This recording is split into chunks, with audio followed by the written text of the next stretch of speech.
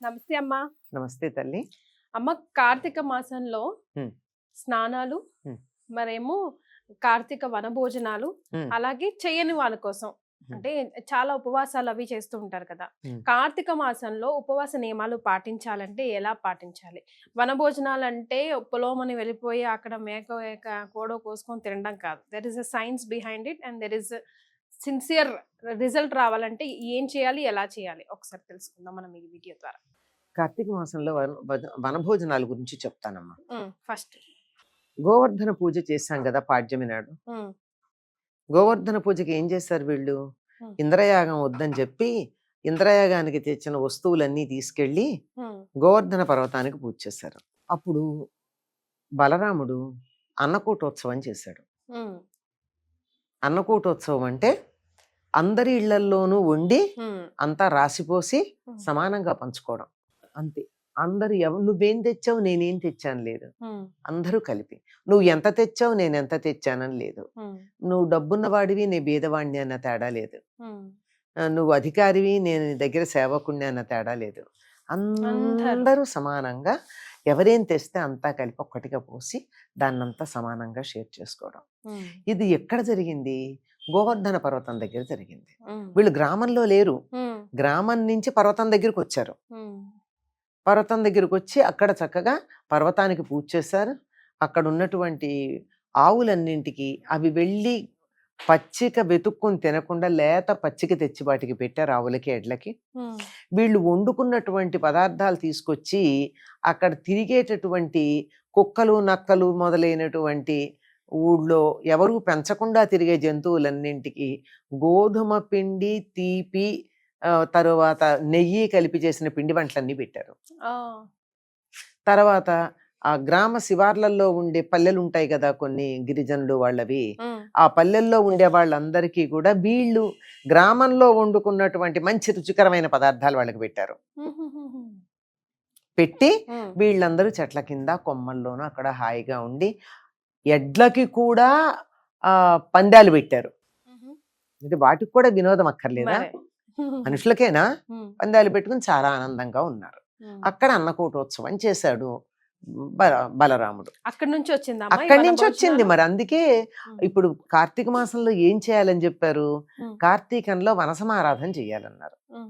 వనసమారాధన అంటే ఇంట్లో కాకుండా దగ్గర ఉన్నటువంటి తోటలకు వెళ్ళి అక్కడ అందరూ కలిసి ఒక గ్రామంలోనూ, ఇప్పుడు మనకి పెద్ద పెద్ద నగరాలు అయితే ఒక బస్తీలోనో ఒక ప్రాంతంలోనో ఉండే వాళ్ళందరూ కలిసి అక్కడే వంటలు చేసుకుని చెట్లని పూజించి రోజంతా చెట్ల దగ్గర హాయిగా పండ్లు మానుకుని అందరూ కలిసి భోజనాలు చేసి ఆనందంగా ఉండాలి.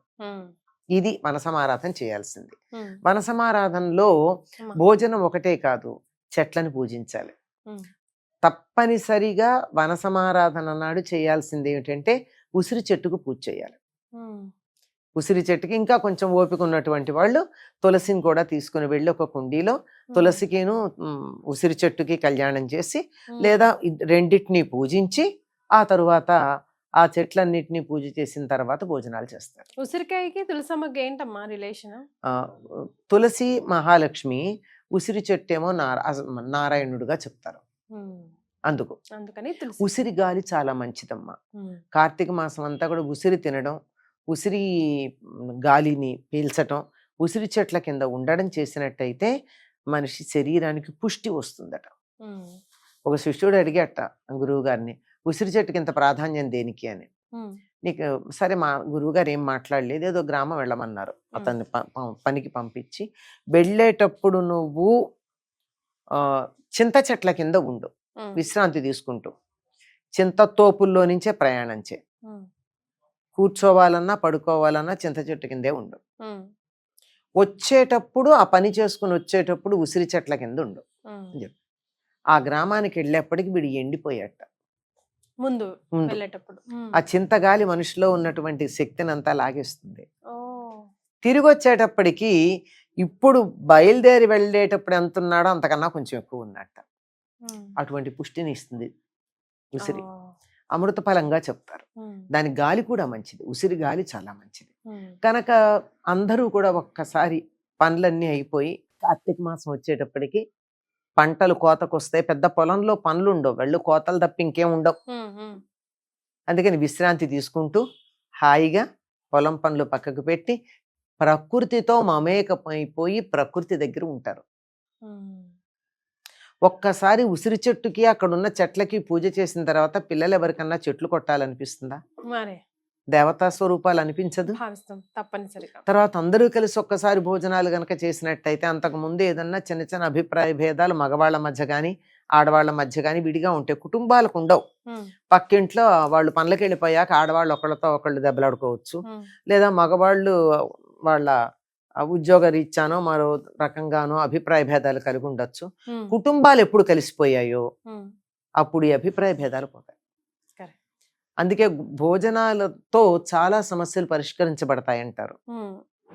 కనుక అది సమానత్వం, తర్వాత హెచ్చు తగ్గులు లేకుండా ఉండడం.